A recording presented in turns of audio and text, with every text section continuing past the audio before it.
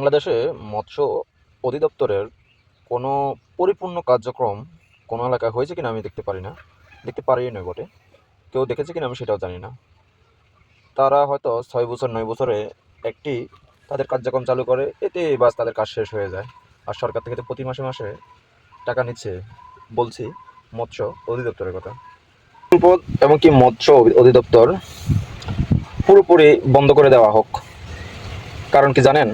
ভিডিওটা একটু ঠিকমতো দেখেন, তারপর সবাই আপনার বক্তব্যটা বলবেন যে আমি কি জন্য আসলে এই অধিদপ্তরটাকে বন্ধ করে দেওয়ার জন্য বলতেছি।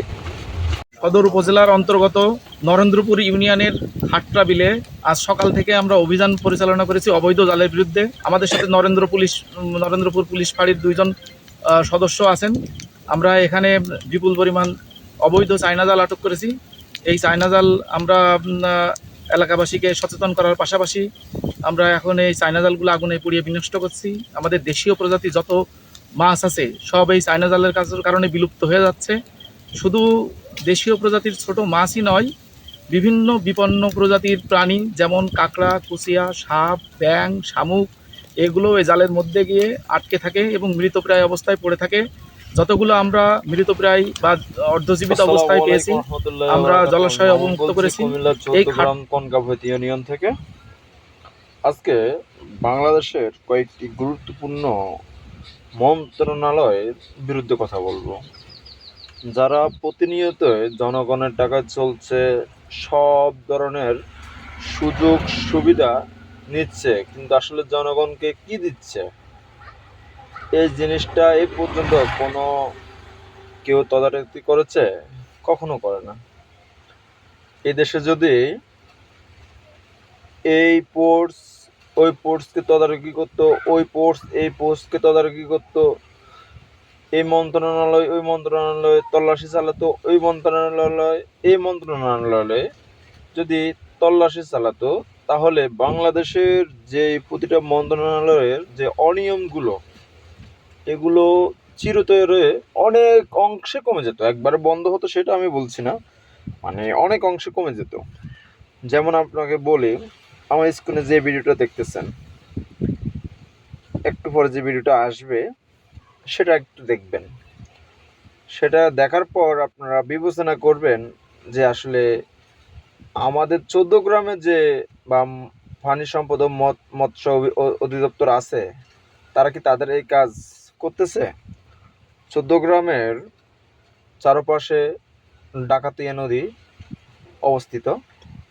এই ডাকাতিয়া নদীতে এ পর্যন্ত কখনো 14 গ্রাম উপজেলা পানি সম্পদ ও মৎস্য অধিদপ্তরের কোনো অভিযান তারা করেছে কিনা? কখনো করে নাই। তারা যদি এই ভিডিও এরকম প্রতিনিয়ত তাদের কাজকে অফিসে কি কাজ আমি বুঝি না। তারা কি এতই মানব সেবা করতেছে, এতই কি জনগণকে সেবা দিচ্ছে যে তাদের মানে সময় হয় না এই কাজ অভিযানগুলো চালানোর? আমাদের ডাকাতিয়া নদীতে প্রতিটা অঞ্চলে এই যে রিং জালগুলো বসানোর কারণে ছোট হতে বড় পর্যন্ত কোনো ধরনের কোনো মাছ, ছোট মাছ, বড় মাছ, পোকামাকড় কোনো কিছু থাকতেছে না। সবগুলো এটার মধ্যে নিঃশ্বাস বন্ধ হয়ে মরতে বাধ্য হচ্ছে। আসলে এটার জন্য যেমন এদেশের জনগণ দায়ী, তেমন এদেশের আইনের দায়ী আছে। এই দেশের এমনকি যে সকল মন্ত্রণালয়ের যে মন্ত্রণালয়ের অধীনে যেটা, তারা সেটার জন্য দায়বদ্ধ। এদেশের সরকার প্রধান তারা এই রায় দিতে পারতেছে না। তারা এই জালকে টোটালি নিষিদ্ধ করে দেওয়া হোক। বলতে হবে যে এই জাল যদি বাজারে কোনো জাল দোকানে পাওয়া যায়, সে জাল দোকানের নগদ 10 লক্ষ টাকা জরিমানা এবং কি 5 বছর বা 10 বছরের জেল। কোনো ধরনের কোনো কোর্ট কাচারি, জজ, উকিল, ব্যারিস্টার কোনো মাধ্যমে তার যেন 10 বছরের নিচে জামিন না হয়। তাহলে দেখবেন যে একদিনের মাথায়, আমি যদি বললাম একদিন না হোক না কয়েকদিনের মাথায় এই জাল টোটালি বন্ধ হয়ে যাবে বাংলাদেশ থেকে। এবং কি প্রতিটা এলাকায় যদি মাইকিং করে দেওয়া হয়, তাহলে এলাকার সাধারণ মানুষ যারা এই রিং জালটা নদীতে ফেলে দেয় বা কোনো ক্ষেত খামারে ফেলে মাছ শিকার করে, তারাও সচেতন হয়ে যাবে। এই যে কাজগুলো কি আমাদের বা যে যাদের দায়িত্ব এটার, তারা কি করতেছে? তারা আসলে করতেছে না। তাহলে এটা কে করবে? এই যে আজকে আমাদের নদীগুলো তো মাছ নেই, মাছের সংখ্যা খুব কম। কেন? আমরা তো বর্তমানে মাছগুলোকে একবারে মেরে ফেলতেছি, ডিম সহকারে মেরে ফেলতেছি। হবে কিভাবে? ছোটবেলায় যখন 8-10 বছর বয়স ছিল, তখন দেখতাম যে আমাদের ডাকাতিয়া নদীর চন্দ্রপুরে যে কৃষ্ণচূড়া খাল আছে, ওই কৃষ্ণচূড়া খালে যখন মানে বর্ষার পরে বর্তিতে একটু গ্রীষ্মকাল আসে, যখন একটু রোদের তাপমাত্রা বেশি হয়, যখন পানিটা একটু কমে আসে, তখন অনেক মাছ পাওয়া যেত। অনেক বড় বড় বোয়াল মাছ পাওয়া যেত। আমাদের এখনো মনে আছে, মানুষের হইচই শুরু হইতো মাছ ধরার জন্য। ওই সময়টা কি এখন আছে? এখন তো দেখা যাচ্ছে কোনো নদীতে, কোনো আহ, খালে বিলে কোনো ধরনের মাছ পাওয়া যায় না। কারণ সব মাছগুলো এখন নষ্ট করে ফেলতেছে রিং জালে, এবং কি বিষ, ওষুধ।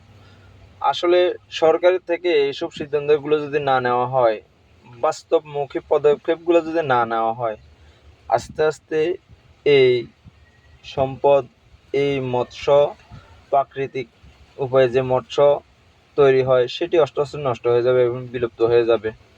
তবে আমি মনে করি এই জিনিসগুলো যদি সমাধান যদি মৎস্য কর্মকর্তারা যদি না করতে পারে, এই মৎস্য অধিদপ্তর রাখার কোনো মানে হয় না। মৎস্য অধিদপ্তর এটাকে বন্ধ করে দেখ সরকার।